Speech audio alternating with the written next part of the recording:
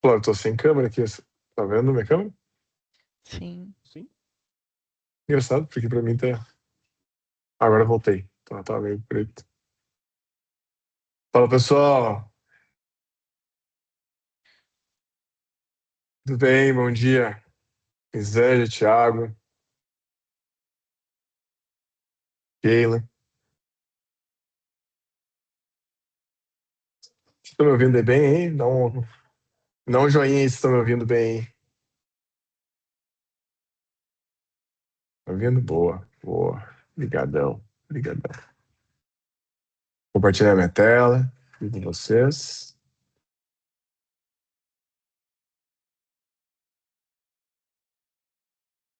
Pessoal, hoje o nosso assunto aqui é um assunto importante, né? Um assunto, na verdade, um assunto que a gente vê cada vez mais crescendo a importância, né? Queria saber se está todo mundo vendo a minha tela aí. Sim, Thiago. Sim, Thiago. Estão vendo? Ótimo, ótimo. Obrigado. Então, pessoal, a gente tem que bater um papo aqui sobre IAM, né? Quem é que tem acesso ao quê? Então, nós vamos falar na prática de proteção dos dados, sistemas e usuários, né? Hoje, cada dia mais, a gente vê incidentes de segurança da informação envolvendo esse tópico aqui. Por quê, galera? Por quê?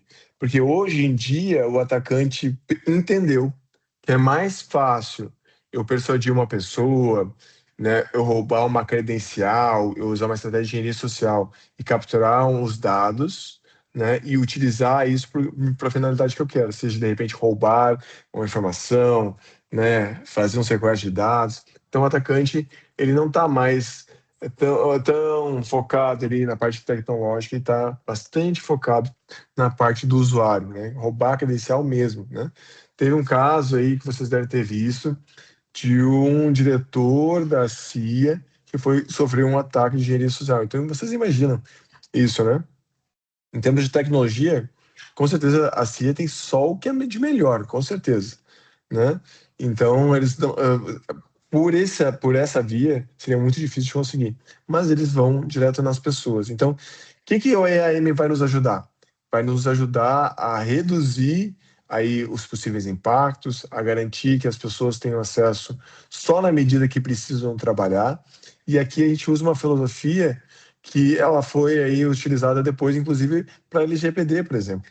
A gente tem ali, a LGPD, ela usa alguns controles, ela sugere que existam alguns controles de acesso à informação, de uso da informação, né? E a gente pode casar isso com o IAM, tá bom? Beleza. Como nós temos uma hora, né? A gente tem, esse assunto poderia ser um assunto de um mês de webinar, né? Mas eu separei aqui em 3 itens para a gente poder falar. Falar do duplo fator de autenticação, o Multi-Factor Authentication, né? Falar de RBAC, o que é o RBAC, para que serve, né? É uma metodologia aqui para autenticação e uma filosofia de menor privilégio também.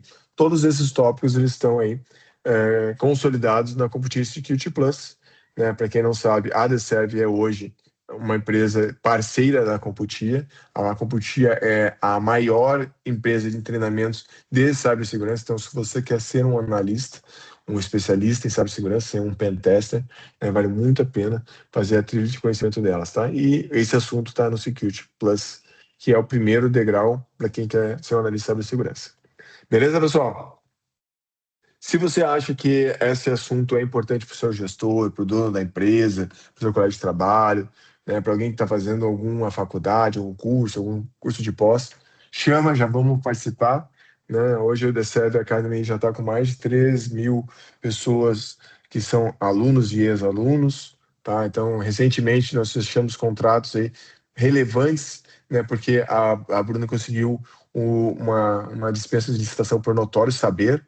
Então, a gente está sempre preocupado aqui, enquanto time, não só em ter boas soluções, mas também aí, de ter excelentes profissionais, né? A gente quer sempre treinar a galera e elevar o nível de maturidade do mercado, tá bom? Quem nós vamos falar aqui? Hoje a gente tem aí a nossa pauta das 10 horas até as 11 no máximo, talvez até possa terminar um pouco antes, porque às vezes eu abro para perguntas, se a gente tem tempo hábil para isso, né?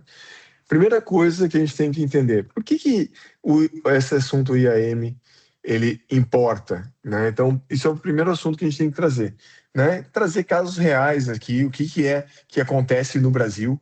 A gente vê que no Brasil a gente tem uma vasta noticiário aí de incidentes de segurança, e isso vai ser explorado aqui no nosso bate-papo, né? Tá? Depois a gente vai falar o que que é o tal do IAM, né? A gente vai falar de identidade, acesso e auditoria, né? A gente vai explicar esse conceito. Nós vamos entrar aqui no duplo fator de autenticação, né? Então, por que que o duplo fator de autenticação salva vidas e dados, né? Já falei em outros webinários, mas vou reforçar nesse aqui. Hoje, inclusive na sua pessoa física, a gente recomenda que você utilize duplo fator de autenticação, seja lá no teu Instagram, seja lá no teu Gmail, né? Onde você puder utilizar duplo fator de autenticação, vai aumentar muito aí a segurança dos seus dados, com certeza, tá? O RBAC, né? Como é que a gente vai fazer a parte de acesso em relação às pessoas? Como é que isso funciona? O RBAC tem toda uma construção baseada aí em perfil, né? Então a gente define qual é o perfil e adiciona as pessoas. Então, um exemplo que a gente tem muito do dia a dia é o AD. Vou falar um pouquinho mais sobre isso, né? A ideia de menor privilégio, não adianta a gente achar que o Thiago ele é o CEO da Deserve, vou dar acesso full para ele. Cara, sabe o que vai acontecer? Na prática, o Thiago se tornou uma vidraça de ali que o primeiro que jogar pedra vai querer estilhaçar o vidro, né? Então, a gente não interessa o cargo da pessoa, ela tem que receber o privilégio na medida que ela precisa para trabalhar e nada mais, né? Nós vamos correlacionar a parte aí de IAM e LGPD. Nós vamos falar, fechar falando do Computer Security Plus e a gente vai abrir para perguntas, tá bom, pessoal? Beleza? Então tá, ótimo. Vamos seguir aqui. Pessoal, para quem não me conhece, hoje eu sou sócio fundador do Decevio. A Decevio hoje é um grupo de duas empresas. Temos um braço chamado Decevio Segurança da Informação, né, que é um braço focado aí em segurança para empresas, né, privacidade para empresas. Então a gente atende governo federal, vários níveis do governo, do estado a gente atende também empresas privadas, né? A gente existe desde 2012, foi o nosso primeiro braço de atuação. E em 2022 a gente abriu um outro braço chamado DCEV Academy, né? Entendendo que a segurança é impossível se não tiver pessoas bem qualificadas, né? Pessoas são os primeiro nível de segurança de informação, então a gente precisa ter isso, tá? Eu fui um coautor aqui de um livro chamado LGPD Muito Além da Lei, né, no qual a gente mastiga um pouco mais isso, explica um pouco mais isso, né? A gente gosta de simplificar as coisas, né? Às vezes vem aquele profissional que usa um monte de termo, né, um monte de jargão, né, e dificulta a mensagem. Hoje, pessoal, os times estão cada vez mais multidisciplinares. Então, uma pessoa de segurança da informação vai falar com um advogado, vai falar com uma pessoa de banco de dados, vai falar com pessoas de negócio, vai falar com o gestor, vai falar com o CEO. Então, a gente tem que ter uma comunicação mais simplificada. Então, o livro LGPD Muito Além da Lei, que está na Amazon, e até inclusive está no Kindle para quem quiser, a gente simplifica, né, todos esses termos, essa jogada aqui, né, para que a gente saiba que privacidade é um assunto para todo mundo, não é assunto de ninguém, de nenhum escolhido em especial, tá? Ótimo. A gente hoje tem ativos mais de 150 clientes, tá? Isso aí, no nossa vida, isso foi muito maior, né? Então, alguns clientes saíram porque às vezes terminou o projeto ou a gente assumiu. Então, uma das diferenças da Deserve é a gente prepara o nosso cliente, né, para ele poder voar sozinho. Então, como a gente tem esse braço de educação, daqui a pouco a empresa vai fazer lá a conformidade da ISO 27001, por exemplo, a gente vai treinar essa pessoa e se ela quiser que a gente mantenha, a gente pode manter. Se ela não quiser, a gente pode é, é, se ela quiser ela mesma fazer, a gente pode treiná-la para ela mesma fazer, tá? Então, mais recentemente, a gente está estruturando uma solução de SOC as a Service. Outro dia a gente vai falar mais sobre isso, né? Mas você, por uma mensalidade, você pode utilizar o nosso SOC aqui.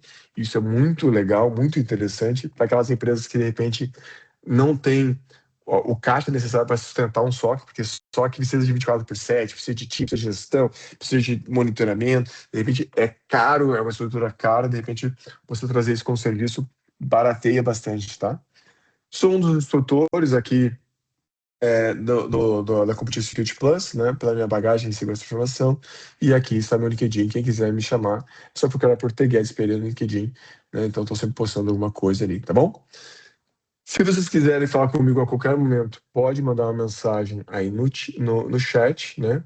O time aqui que está nos auxiliando vai ler sua pergunta, vai me interromper, vai fazer sua pergunta. Então, vocês podem participar a qualquer momento. Até é legal quando vocês participam, porque fica mais dinâmica a nossa aula, o nosso bate-papo aqui, tá bom? Eu não sou o detentor supremo da informação, né? Então a gente sabe que eu posso aprender com vocês, vocês podem aprender comigo. Essa troca ela é muito mais rica, né, do que a gente ficar absorvendo conteúdo aí de forma passiva, tá bom? Muito bem, muito bem. E tá, tudo bem. A gente falou um monte de coisa, mas por que que isso importa, né? Por que que IA importa? Vamos lá. IAM, desculpa. Por que que IAM importa? Vamos lá para 3 casos reais. O primeiro caso que vocês devem lembrar aconteceu ano passado e foi entendido aí como o roubo do século, né? Então, roubo do século, entenda o ataque hacker à ACM Software que gerou um rombo de 800 milhões. Para onde apontam as investigações? Um suposto hacker usava uma porta de entrada da CEM para ter acesso a contas reservadas de 6 instituições. No entanto, então, primeira coisa, contas reservadas. No entanto, embora o problema tenha sido tratado no ataque cibernético, não se descarta a hipótese de falha de segurança.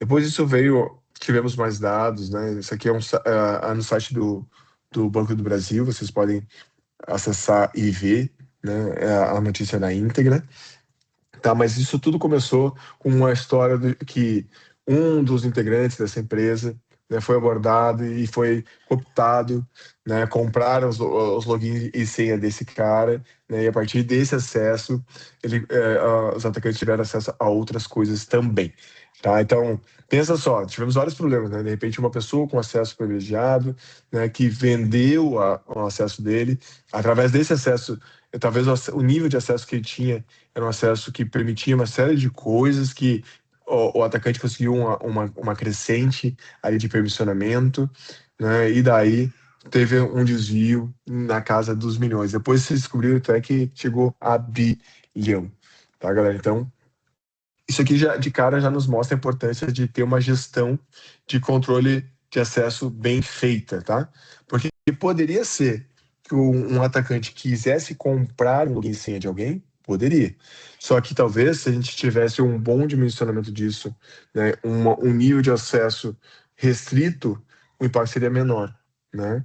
Ou um acesso mais segmentado, mais fracionado, talvez o impacto fosse menor. E até essas 6 contas aí de instituições também elas tinham aí um poder bastante significativo, poderia ter segregação, várias contas, não uma só conta, né? Como a gente não tem os detalhes para cravar quais eram os controles que devia ser, né? A gente já supõe alguns controles que poderiam ter sido feitos aí, né? A gente poderia medir a volumetria de transações dessas instituições, né? Então, se fosse uma volumetria diferente do padrão, poderia ter tido algum tipo de bloqueio, etc. Tá bom?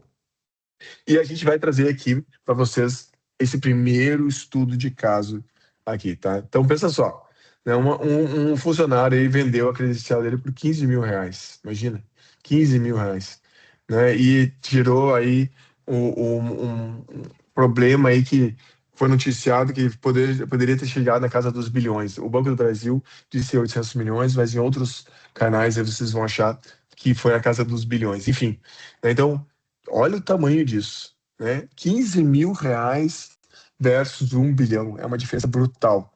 Né? E o que que aconteceu? Pessoal, os criminosos utilizaram login e senha válidos de um cliente para se poder acessar bancos autorizados do sistema de pagamento. Então, login e senha, quem não está familiarizado com isso? Isso é muito dia a dia. Né? Todos nós aqui temos login e senha para fazer alguma coisa. Tá? Será que não tinha duplo fator de autenticação lá? Será que poderia ter, por exemplo, ter um token? Ou poderia ter uma restrição por geolocalização? Já pensou se a pessoa com essa permissão pudesse acessar o servidor só de uma determinada estação de trabalho ou num determinado endereço. Talvez ficasse mais difícil a vida dos atacantes, né? Nada disso foi pensado. Então, uma das coisas que a gente sugere também é o duplo fator de autenticação, né? Então, poderia-se ter esse duplo fator de autenticação. Então, por mais que o funcionário vendesse o login e senha dele, ele teria mais dificuldade em vender o duplo fator de autenticação dele, porque muitas vezes está lá no certificado do celular dele ou num token, ele teria que gerar um certificado ao vivo, ficaria um pouco mais difícil, né? Então, tem que ter monitoramento de comportamento, né, e revisão dos privilégios a todo o momento, né? E aqui é a primeira dica que eu quero trazer para vocês. Primeiro de site, galera. A gente trabalha com segurança da informação há bastante tempo. Antes de trabalhar na Deserve, em 2012, eu já trabalhava com segurança em outras empresas. E, pessoal, de lá para cá, pouca coisa mudou em termos de credenciais de acesso. Às vezes a pessoa sai de uma empresa e a empresa mantém os acessos dessa pessoa porque não tem um processo estruturado de desligamento. Tá? Então, ou o RH desliga e não comunica a TI, por exemplo, uma empresa maior, no qual os setores não se conversam, o RH não vai lá e fala, ó, o Joãozinho saiu da empresa, tirem a credencial dele. Às vezes a TI não fica sabendo. Isso, inclusive, existe ainda hoje em órgão do governo, tá, galera? Então, pensa só, é uma questão que é só meramente de política, de estrutura processual, não é de tecnologia e ainda segue sendo um problema, tá? E o que a LGPD nos traz aqui no artigo 46? O controlador deve adotar medidas técnicas e administrativas para proteger os dados. Então, o duplo fator de autenticação ativo é descumprir não ter um duplo fator de autenticação é descumprir esse artigo, né? Então, pensa só. Se lá na LGPD a gente vai dizer que tem que ter o controlador da informação deve tomar medidas técnicas, aqui a gente exagerou, botou só duplo fator de identificação, mas é muito mais do que isso. É login e senha com log, né? Tem que ter um registro de que horário que acessa, que horário que deslogou, né? Quais são as atividades que foram feitas lá dentro, né? Será que ele podia acessar fora do horário? Não poderia acessar fora do horário? Tem alguém que autoriza isso? Tem um workflow de autenticação? Então, a própria LGPD já bebe aí dessas boas práticas de segurança da informação, né? Lógico que a recomendação que ela faz ela é bem ampla, né? Adotar medidas técnicas, né? Mas a gente pode interpretar isso como uma das coisas que a gente pode implementar é uma estratégia de AM robusta que funcione, tá bom? Outro ponto que a gente pode pensar aqui, né, que e aí também em 2025, em abril de 2025, há 11 meses atrás, mais ou menos, a PF descobriu investigações fraudulentas do INSS. Então, quem não lembra desse caso, né? Então, isso teve um problema gigantesco, né? Teve até um desdobramento político no caso, né? Mas basicamente o que acontecia, né? As associações descontavam mensalidade de aposentados e pensionistas sem autorização, beleza? Como isso entra no nosso assunto de IAM? Vamos lá. Essa fraude, né, a gente teve aí 4 milhões de aposentados foram lesados, 6 bi desviados, né? Poderia ter sido reduzido esse impacto ou até evitado esse impacto se tivesse um controle de acesso, né, mais criterioso, tá? Então, de repente, se os sistemas do governo, né, não fossem abertos para tantas entidades, se tivessem critérios mais claros de autorização para acessar essa base de dados, pensa só, que todos os aposentados, eles sofrem hoje uma espécie de assédio, né? Não sei se vocês já ouviram histórias aí, relatos de pessoas idosas que acabaram de se aposentar e no dia que eles conseguiram a sua aposentadoria, já começam a receber ligação de empréstimo consignado e outras coisas, tá? Por quê? Porque essa informação é de fácil acesso, né? Então tem que ser muito mais criterioso a gestão disso. Quem tem acesso também tem que ter ali todos os registros, né? A gente tem que ter log disso também. Enfim, todos os controles que a gente já falou anteriormente, tá?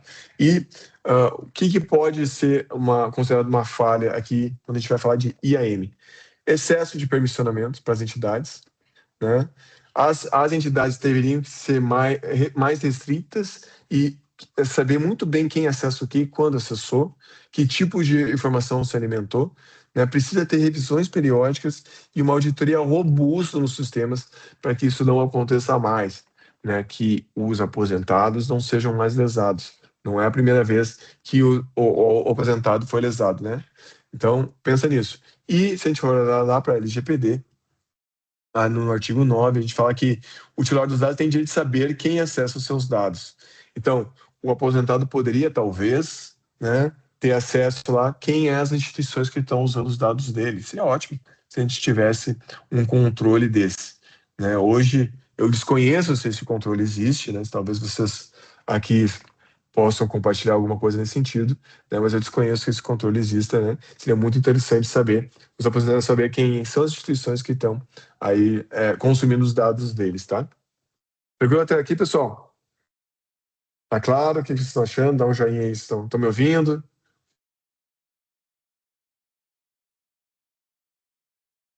Joia? Massa, massa. Muito bom. Então tá. Boa. Pessoal, seguindo aqui também, tá?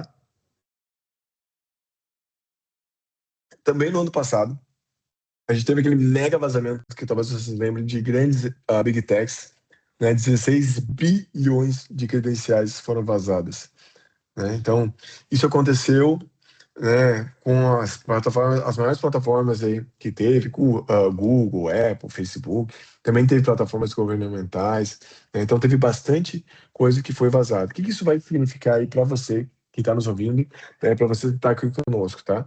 A gente pode pensar que o seu e-mail pode estar nessa lista, né? Essa lista pode ter suas credenciais também, então usuários, teu login e senha, muito provavelmente estão lá. Tá? Então, isso é um ponto que vocês têm que considerar, um risco gigante que vocês podem estar correndo agora, tá? Tem pessoas que têm um péssimo hábito de usar a mesma senha para vários serviços. Então, vamos supor que a pessoa teve a senha vazada no Google, mas essa mesma senha é utilizada para o Facebook. Percebe o problema que isso aqui é? Tiago, como é que eu resolvo? Tem uma coisa chamada cofre de senha, tá? Cofre de senha. O cofre de senha, ele é uma solução que vai fazer a gestão das suas credenciais de uma maneira segura, e para cada sistema ele vai gerar uma credencial diferente. Então, você vai ter, por exemplo, no seu sistema, no seu cofre de senha, uma senha master para te poder acessar esse cofre. Você vai ter que ter muito provavelmente um certificado, que pode ser um certificado da sua máquina, por exemplo, né? E um duplo fator de autenticação. A partir disso, você abre o seu cofre e o cofre tem senha para cada um dos seus sistemas. Tem lá do seu Facebook, tem lá do seu Google, tem lá do seu RP, né? Isso facilita bastante. Tem soluções excelentes que são pagas, né? Existe, por exemplo, uma solução paga que a gente usa, que é muito boa, que é o One Password, tá? Mas tem o KeePass, por exemplo. O KeePass, ele é uma solução free, né? Acho que é assim que se escreve. KeePass, né? Que é uma solução freeware, open source, ela ganhou diversos prêmios de segurança, uma solução excelente, você pode usar na sua pessoa física agora. Não tem mais necessidade de você usar a mesma senha para qualquer serviço. E por mais que você diga que eu faço isso porque é mais conveniente, essa conveniência pode custar caro, pode custar a sua conta. Quantas pessoas não perdem a sua conta no Instagram, por exemplo, né? Isso pode custar caro. E outra coisa, o KeePass, por exemplo, o OnePassword e vários outros, tem automações. Então, de repente, você instala um plugin, né? E automaticamente, quando você acessa o site, aquele plugin, você clica nele, ele já preenche o usuário e senha para você automaticamente, simplificando a sua vida de forma absurda, tá, pessoal? Beleza. O que os criminosos vão fazer com certeza, né? A partir do momento que um criminoso conecta aí e consegue uma base dessas, ele vai tentar usar essas bases não só nessas plataformas de mais voltadas à pessoa física, vai tentar utilizar aí em empresas, sistemas corporativos. De repente lá o teu Salesforce, né, o teu SAP, o teu TOTOS está aberto para nuvem, ele vai tentar utilizar essa base de dados também, tá? Então, se você não tem um duplo fator de autenticação e a sua senha foi comprometida, sua conta foi comprometida imediatamente. Tá? Então, se você tiver login e senha comprometido, mas ainda tiver o duplo fator de autenticação, você tem uma barreira extra, que mesmo que o atacante tenha usuário e senha seu, mas ele pode não ter o seu celular, por exemplo, e não vai conseguir acessar, por exemplo, o seu Instagram. Tá? Então, ajuda na segurança também. Quanto que é o custo médio por violação, pessoal? É incrível, 7,19 milhões de reais, tá? E antes de vir aqui para o nosso bate-papo, para o nosso webinar, eu estava lendo que a Checkpoint ela lançou aí um novo relatório dela, no qual os atacantes estão utilizando o Ransom para criptografar dados, até aí nenhuma novidade. Qual é a novidade? Que o Ransom está corrompendo os arquivos, então não está sendo possível a devolução dos dados, mesmo mediante a resgate. Tá? Então, uma coisa que a DCERV recomenda é que vocês não paguem por resgate nenhum, né? Porque não há garantia que vocês vão receber os dados. Se vocês tomarem essa decisão, né, saibam que vocês estão fazendo isso por conta e risco, né, e vocês talvez aí estejam comprometendo seus dados. Tá bom? Quero só ver uma coisa aqui, pessoal. E o meu som, o pessoal soprou aqui que o meu som tá vazando. Tá, só verificar aqui. Ótimo. Pessoal, vocês sabiam desses problemas aqui? Vocês lembram desses vazamentos? Vocês estavam a par disso? E, esqueci um dado da IBM também, né? Ano passado teve uma alta de praticamente 6% aí em termos de incidente. Então, a gente vê ano após ano aumentando a exposição. Tá? Tranquilo até aqui, pessoal? Sabiam desses 3 casos? Vocês conheciam? Já tinham ouvido falar?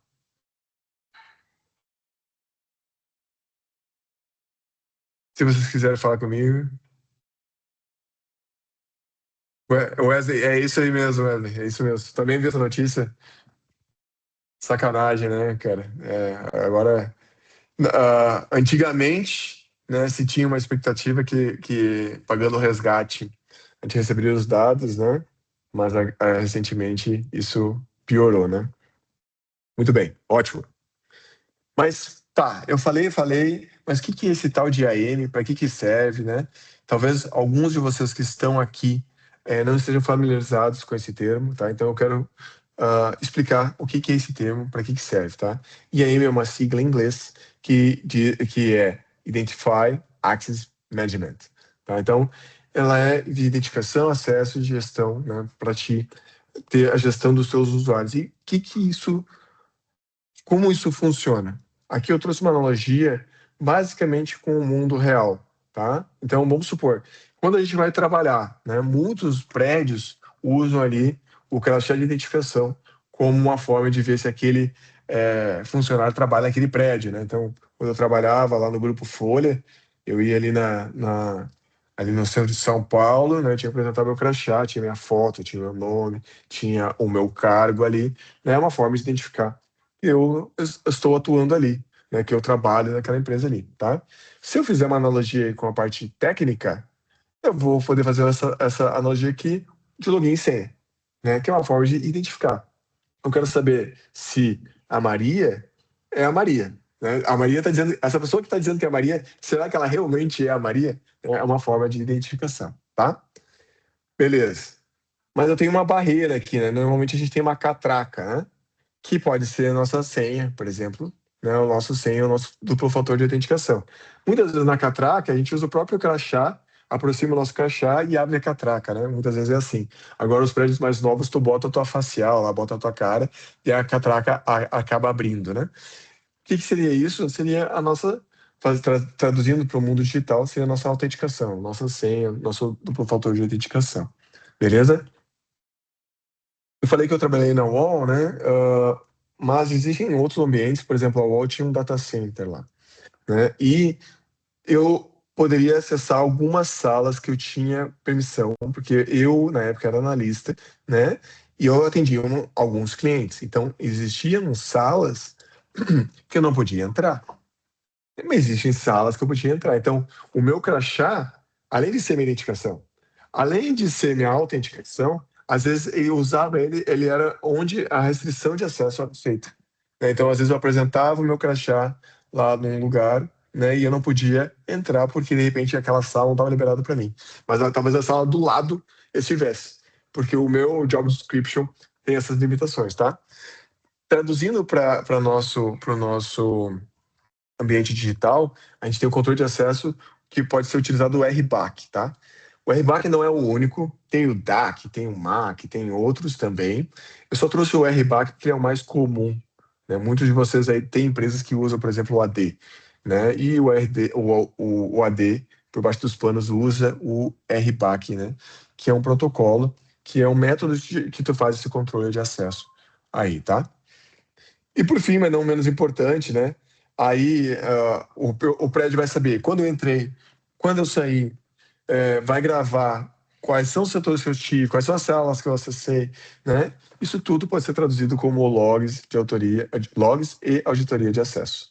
Então, eu posso traduzir desta forma aqui, tá? Então, pensem que para os advogados que não estão nos ouvindo, né? Para as pessoas de compliance, para as pessoas que não são técnicas em geral, elas normalmente elas se sentem desconfortáveis com esse monte de sigla, né? RPAC, duplo fator de autenticação e tal. Só vou botar no mudo aqui. As pessoas se sentem desconfortáveis com esses termos, tá? Mas nada mais esses termos aí eles podem ser traduzidos aí com o que acontece no mundo físico, tá? Então, pensem que, apesar dos nomes diferentes, a gente já vive a gente já vive num mundo que tem esses controles também. A gente só está traduzindo o que acontece no mundo físico para o mundo digital também, tá? E são 3 pilares no IAM, tá, que você tem que saber. A primeira coisa é a sua identidade, tá? Porque o que a gente quer garantir? A gente quer garantir que aquele indivíduo que está alegando ser alguém, ele realmente seja quem ele diz que é, né? Então, a primeira pergunta que a gente vai ter que fazer ali, quem é você? Né? Quem é você? Né? A pessoa chega lá na minha empresa, eu tenho que perguntar, quem é você? E como é que eu faço isso? Login, CPF, meu e-mail, tem certificado digital, e às vezes eu posso usar biometria para identificar se a pessoa ela é ela mesma, né? Então, identidade é uma coisa fundamental hoje. Beleza.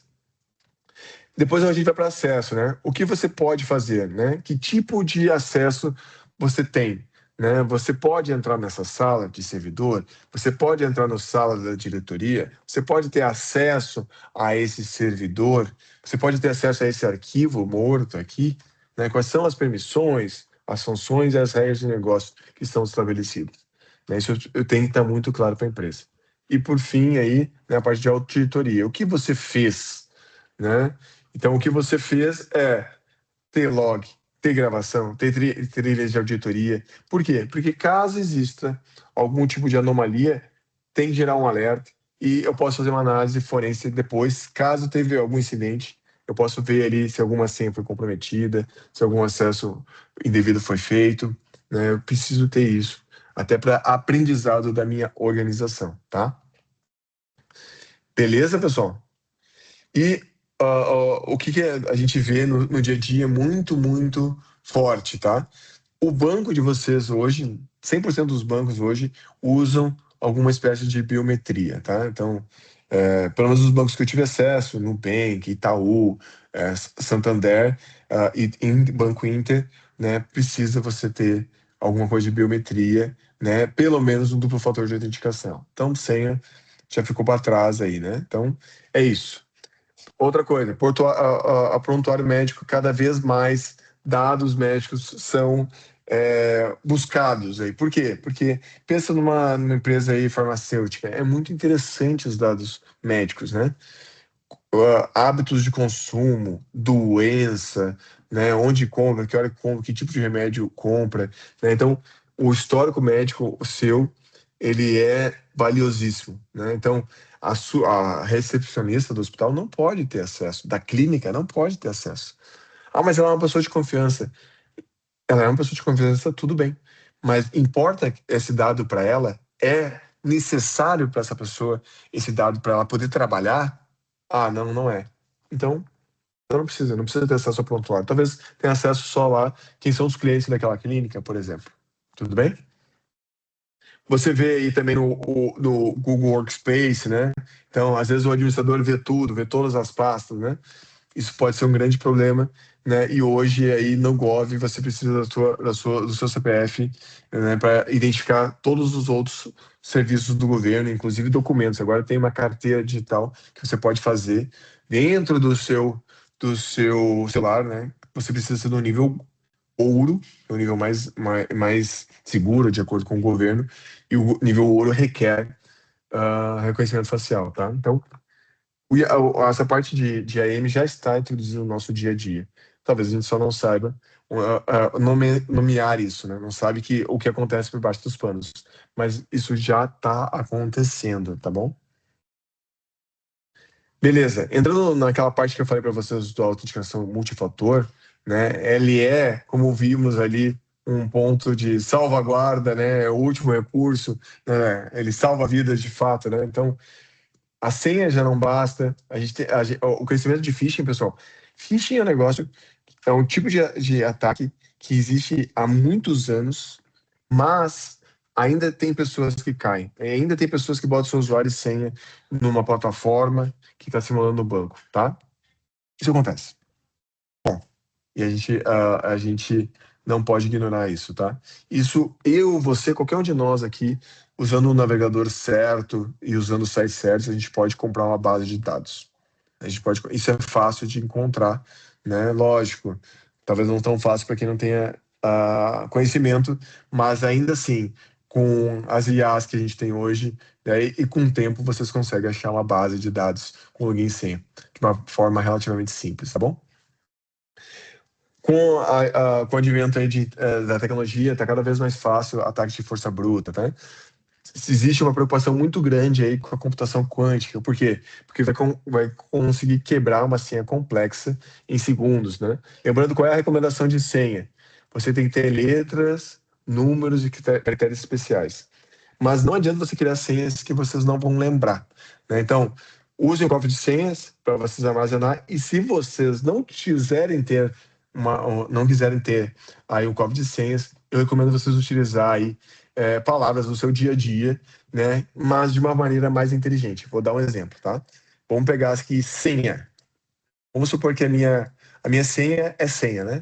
Se eu botar só senha, vai ser super fácil o atacante quebrar. Mas o que eu posso fazer? Eu posso substituir o S por um cifrão, vamos supor, tá? Vamos supor que eu possa transformar o meu E comercial aqui. Deixa eu ver se eu sei fazer E comercial.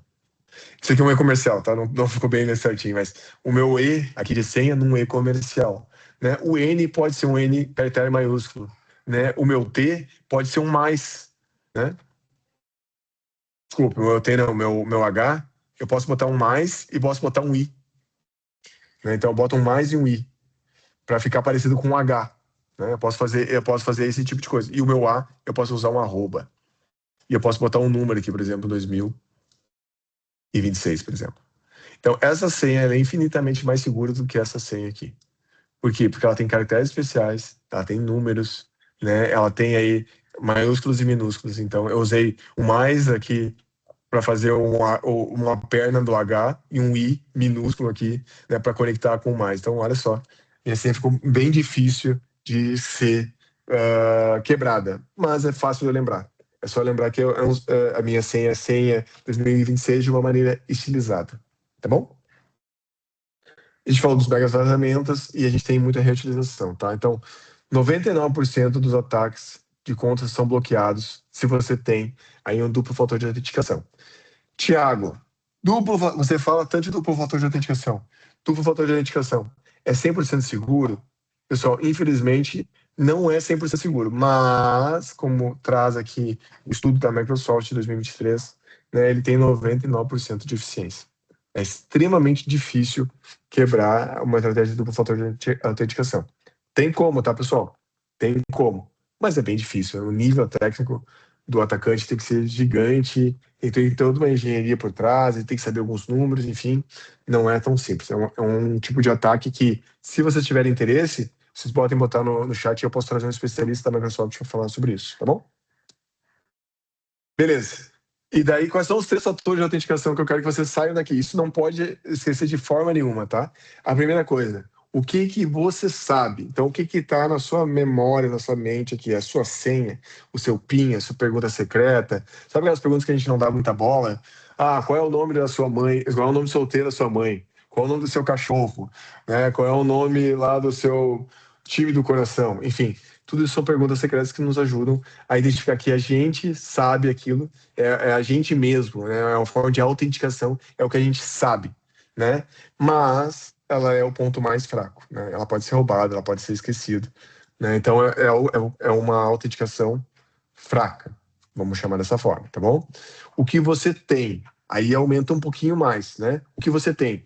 Eu tenho um celular, eu tenho um token. Lembra do banco? Antigamente, quem era correntista do Banco Itaú tinha um tokenzinho, não sei se vocês vão lembrar, né? Que você tinha lá o token e você precisava usar aquela senhazinha do token para poder acessar o banco. Não sei se vocês lembram disso, né? Isso caiu em desuso por quê? Porque agora é tudo no celular.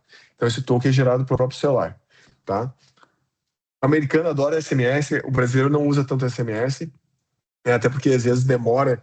Eu não sei se vocês já passaram por isso, né? Às vezes dá uma agonia que a gente tenta acessar algum sistema que vai mandar um SMS e demora para chegar o SMS.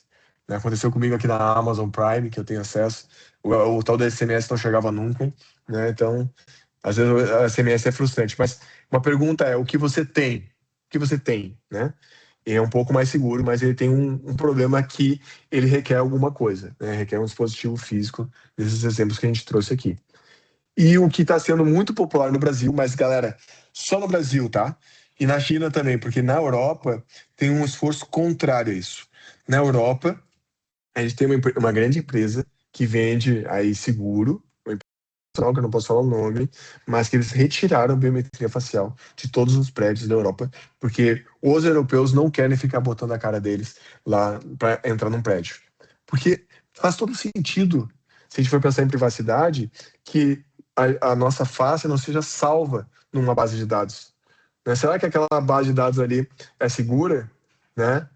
E aqui no Brasil é trivial. A autenticação via facial é trivial. Tem lá nos estádios de futebol, tem no seu prédio, tem no seu condomínio. Isso a gente usa por qualquer lugar. Mas sai do Brasil, né, a gente vê que a cultura de privacidade às vezes é mais forte. E no europeu é gigante. Tá, pessoal? A gente tem por face, a gente tem por digital e a gente agora tem por voz também, né? Voz ainda não está tão maduro quanto essas duas primeiras aqui, tá? E essa é extremamente forte, porque tu não consegue deixar de ser quem tu é, não consegue deixar de ter a digital que você tem, não consegue deixar de ter aí a sua íris também, que é uma forma de autenticação, você não consegue deixar de ser quem é. Então, ela é extremamente forte aí para autenticação, tá bom? E como é que é o fluxo numa perspectiva de usuário, tá? Então, você entrou no site, você já deve ter passado por esse fluxo, tenho certeza que sim. Você entrou no site, você botou ali usuário e senha. Quando você bota um usuário e senha, é algo que você sabe. Daí você é solicitado a ter um segundo fator, né? Muitas vezes é um código do seu celular. Hoje tem o Google Authenticator, tem o Microsoft Authenticator, então tem boas soluções robustas, gratuitas, que você pode usar agora mesmo. Não tem por que não utilizar? Tá, pessoal? Não tem porquê. É tão fácil quanto abrir um aplicativo e olhar um número. É só isso. É muito simples. Façam isso. Tá? Beleza? Né, o usuário confirma o app. Muitas vezes aqui, por exemplo, a Microsoft ela manda um códigozinho para te confirmar do próprio app da Microsoft ali, o Microsoft Authenticator. Ele vai te dar 3 números, tu bota o número que está aparecendo na tela para te poder acessar, que é algo que você tem. E por fim, aí tem o acesso. E você vai ter acesso só da medida da permissão que você tem. Tá? Então, o acesso é concedido só no nível necessário de trabalho. Tá? Tenho certeza que vocês já passaram por isso, né? A grande mensagem é essa, tá? 2 excelentes aqui. Eu prefiro aí o Google Authenticator, né? Eu acho ele mais clean, né? Mas o Microsoft Authenticator eu também uso porque a gente usa aqui a suíte Office 365, né? E a gente é parceiro Gold da Microsoft, então a gente usa também o Microsoft Authenticator. Ambos são excelentes, excelentes, tá? Beleza, pessoal? E aqui eu vou complicar um pouco da vida de vocês, né? Fiquem aqui comigo, né? Para quem não é técnico, não se assuste, é só um termo, né? Então, o RBAC, o que ele é? Role Based Access Control. Então, ele é um controle de acesso baseado em funções, tá? Basicamente, ele é uma simplificação. Por quê? Tenta imaginar uma empresa com muitos funcionários. Tenta uma empresa de 500 funcionários. Tenta imaginar que eu tenho que fazer a gestão de 500 logins e senhas. Se eu fizer isso manual, eu vou ficar enlouquecido, né? Não vai funcionar. Então, eu simplifico a minha vida. Eu vou lá e crio, por exemplo, esse aqui vai ser o RH, esse aqui vai ser, por exemplo, o desenvolvimento, esse aqui, por exemplo, vai ser lá o financeiro, né? Eu crio aí regras, rules, né? E daí todo mundo que trabalha no RH eu vou pendurar aqui. Eu vou o João, a Maria, e assim eu vou fazendo. Todas as pessoas que estão dentro dessas caixinhas, elas recebem o mesmo nível de permissão, tá? Ajuda bastante, né? Ajuda bastante. Ela não é 100%. Por que ela não é 100%? Porque percebe que, às vezes, eu posso ter pessoas do mesmo setor, mas que elas não deveriam ter o mesmo nível de acesso. Então, daqui a pouco já vi empresas que têm o RH1, o RH2, começa a gerar uma complexidade extra aqui, né? Que talvez não seja tão legal. Às vezes eu tenho dificuldade, se eu começo a ter uma complexidade muito grande, eu tenho dificuldade para fazer auditoria. Então, ela não é excelente, mas ela é muito funcional, ela é o padrão de mercado, tá? Então, ela funciona bem na maioria dos casos. Então, por isso que ela é tão popular, por isso que eu trouxe ela e não outras, tá? Se eu for pegar, por exemplo, um MAC, quem é que usa o MAC? É extremamente restritivo, extremamente difícil de utilizar e é muito utilizado aí pelo governo ou exército. Então, vocês não vão ver tanto um MAC implementado, tá? Mas o RBAC vocês vão ver bastante. E o mais popular deles é o AD, tá bom? Muito bem. Aqui eu trouxe para vocês um exemplo, tá? Então, você acessa pelo que você é na empresa e não pelo seu nome, né? Então, você é no sentido de o seu job description, né? Esse que é a frase aqui. Então, o usuário ele recebe uma função, essa função ela tem uma permissão e a permissão define um acesso, tá bom? E eu vou pendurando quantos usuários eu quiser nesta mesma função, como eu expliquei no desenho anterior, né? A gente tem o exemplo do DPO, o analista de TI e colaborador geral, que eles têm acesso completamente diferentes, tá? Tem outra tecnologia que é o Single Sign-On, né? Eu tenho uma missão aqui de simplificar esses termos para vocês, né? Então, Single Sign-On nada mais é do que uma estratégia de, através de um único usuário e senha, você consegue acessar tudo que você tem direito, seja na sua navegação, seja lá no seu e-mail, seja lá, de repente, no seu sistema SaaS, eu consigo acessar isso de um único ponto, tá? Mas, como eu tenho essa facilidade, eu tenho riscos também, porque daí eu tenho que garantir que seja feito de uma maneira segura, e daí voltamos a falar de duplo fator de autenticação. Beleza? Pessoal, o que as empresas pecam? Acesso por conveniência, né? Então, por exemplo, eventualmente uma pessoa do compliance precisa fazer uma auditoria, e essa auditoria é feita apenas uma vez por ano, tá? E daí o time de TI, para não ficar dando a permissão e depois tendo que tirar, ela já deixa, já usa aí. Já deixa, já dá essa permissão por padrão. Só que, pessoal, nesse meu exemplo, a pessoa do compliance usava uma vez só por ano. A gente poderia ter liberado temporariamente. Por que a gente não fez isso? Gerou um problema, né? Acesso acumulado. Tem reduzido ainda. Tem muita brincadeira com essa questão das gerações, né? As gerações mais novas não têm ficado tanto no trabalho, mas a gente encontra ainda pessoas que têm 10 anos de empresa, 20 anos de empresa. Só qual é o problema? O cara entrou lá, a menina entrou lá de estagiária e hoje ela é vice-presidente. E adivinha? Ela foi acumulando, né? Lembra lá que a gente falou que o RBAC é baseado em funções? Só que nunca foi feita uma higienização do RBAC, que ela foi acumulando. Então, quando ela era estagiária, ela recebeu uma determinada acesso. Foi subindo na carreira, foi acumulando acessos e hoje ela tem acesso a tudo, talvez mais do que o CEO lá. Então, isso acontece. Cuidado com isso, tá? Não tem revisão, galera. Talvez uma revisão que um software que faça sentido hoje, amanhã talvez não faça mais, né? Então, olha só, foram 5 anos no INSS. 5 anos, 5 longos anos. O atacante teve bastante tempo para trabalhar esses acessos aí. Fornecedores. Às vezes tem um fornecedor que vai fazer um trabalho pontual, né? Tem acesso lá. A gente teve problemas de repente, assim, ó, eu criei uma máquina virtual lá para o meu prestador de serviço. E eu esqueci daquela máquina.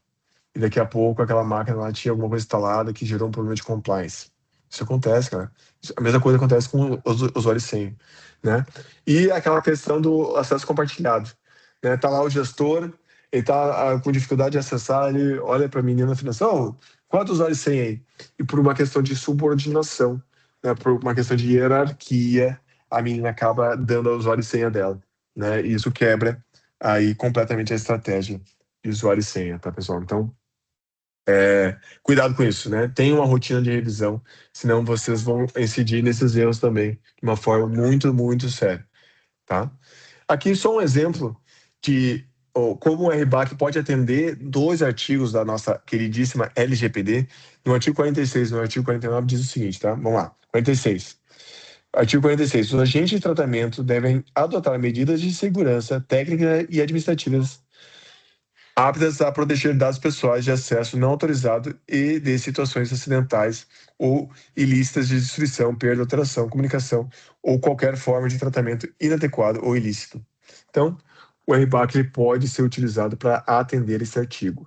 De novo, não só ele, mas pensem que um AD ajudaria a atender esse artigo aqui. E quando vocês passarem por uma auditoria, vocês podem evidenciar, ó, eu uso isso aqui para atender esse artigo aqui.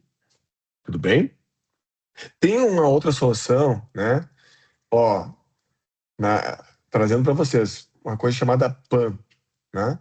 O PAN, ele vai pegar todos esses conceitos de IAM que a gente está falando e vai empacotar de uma maneira muito robusta, que eu vou ter gravação de sessão, vou ter registro, vou ter cofre de senha integrado, vou ter registro integrado. Então, o PAN ele vai pegar todos os conceitos que a gente está vendo de IAM e vai tornar isso de uma maneira muito fácil, tá? A Deloitte tem uma solução excelente para quem quer saber uma solução de PAN, né? A Deloitte já tem uma solução muito boa sobre isso, né? Existem outros players no mercado também. E o artigo 49, o que ele vai falar, né? Os sistemas utilizados para tratamento de dados pessoais devem ser estruturados de forma a atender os requisitos de segurança, os padrões de boas práticas e de governança e os princípios gerais previstos na lei e as demais normas regulamentares. Isso também inclui controle de acesso, tá bom? Então, cada artigo gera um desdobramento de uma série de controles e vocês têm que pensar aí em IAM como sendo um artigo relevante para implementar, inclusive para quem fala de LGPD. Sou advogado e não sei sobre esses termos, não sei sobre essas práticas. Procura uma pessoa de tecnologia. Quero abrir uma empresa de consultoria. Já tivemos alunos que abriram empresa de consultoria. Se você for advogado, ache uma pessoa de tecnologia. Se você for uma pessoa de tecnologia, ache um advogado. É bom que tenha esse perfil, né? A gente tem aqui bons profissionais de privacidade, né? A Bruna, ela é advogada por formação, a Ana Vitória, ela é advogada por formação, né? Mas a maioria do time é técnico por formação. Então, essa junção de coisas, né, aumenta muito aí a nossa expertise e a qualidade de serviços prestados também, tá?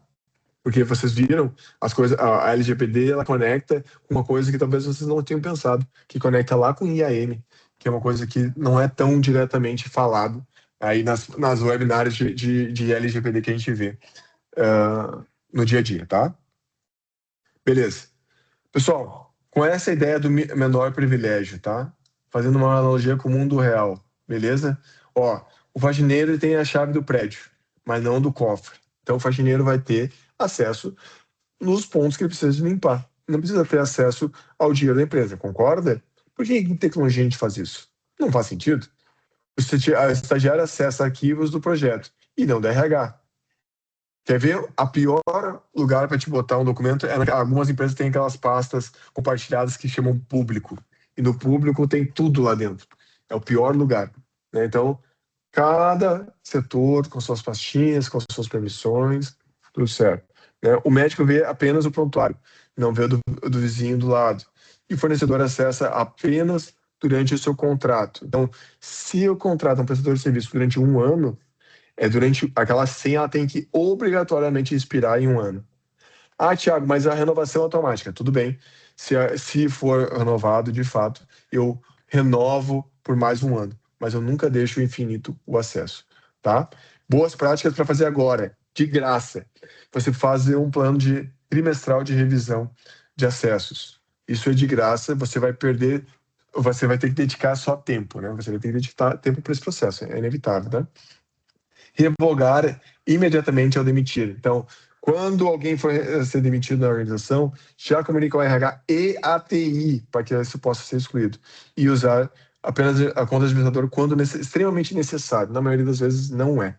Tá? E separar o uso pessoal de corporativo. Naquelas contas super poderosas que podem fazer tudo, isso não deve ser feito de maneira nenhuma. Tá? Pessoal, como é que eu sei tudo isso, né? Uma das formas que você pode fazer é fazer uma certificação. A Computia Security Plus é uma certificação internacionalmente reconhecida, a maior dos Estados Unidos, tá? E para quem está querendo ser um analista de cibersegurança júnior, recomendo fortemente esse primeiro degrau no seu currículo, tá? E lá você vai poder ter uma porta de entrada para grandes empresas, as grandes empresas como IBM, HP, Dell, Deloitte, todas elas utilizam no seu processo seletivo as certificações, e uma das certificações que é o Golden Standard, né, que é o padrão de mercado, é a Security Plus, tá? A Computia Security Plus vai falar de AM, mas muito mais abrangente, vai falar de criptografia, gestão de acesso, gestão de resposta a incidente, conformidade, tudo isso, né, a gente só pincelou o assunto aqui para vocês, tá? Esse assunto ele tem muito mais profundidade do que a gente deu aqui, beleza? Os profissionais hoje que são certificados, normalmente eles ganham mais, porque eles têm uma validação, né? Pensa do lado do contratante.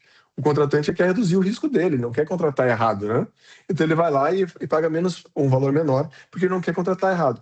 Com a certificação, tu comprova que você sabe aquilo ali, né? E você tem aí um nível de salário diferente dos demais, tá bom? E a Security Plus, ela não requer um nível prévio aí de conhecimento, porque tudo o que você precisar, a gente vai te ensinar, te ajudar, tá? Porque, como eu falei já, é o primeiro degrau, tá bom?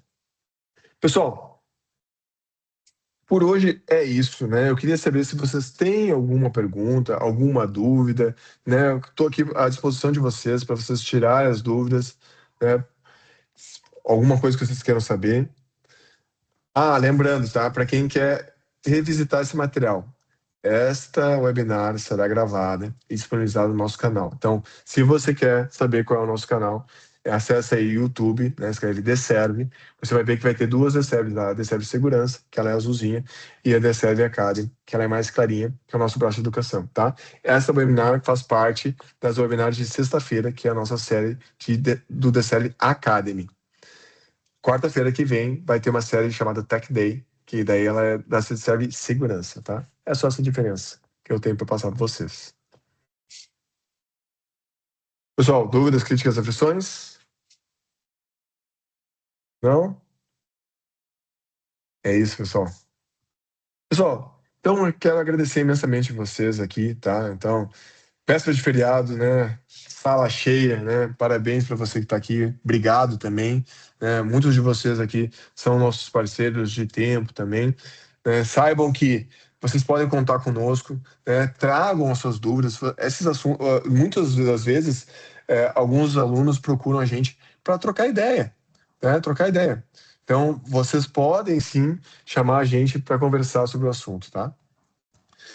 Melissa, vamos compartilhar no LinkedIn e no Instagram sobre o evento da semana que vem? Sim, vamos. Né? Fique ligado no nosso LinkedIn, no nosso Instagram. A gente sempre divulga os convites por lá. Tá? E agora a gente está fazendo vídeos também. Vocês estão vendo aqui, a gente está de influencer chamando vocês. Espero que gostem. Então, sim, Melissa, segue lá a Deserve e Deserve Academy que você vai receber o convite também, tá bom? Beleza, pessoal? Então, encerrando aqui, excelente feriado para vocês, tudo de bom sempre, grande abraço e até a próxima. Adeus, até mais. Lucas, obrigado também. Carolina, obrigado. Tassi, obrigado. Elisângela, obrigado também. Tudo de bom pra vocês, tá? Até mais. Tchau, tchau. Fique bem.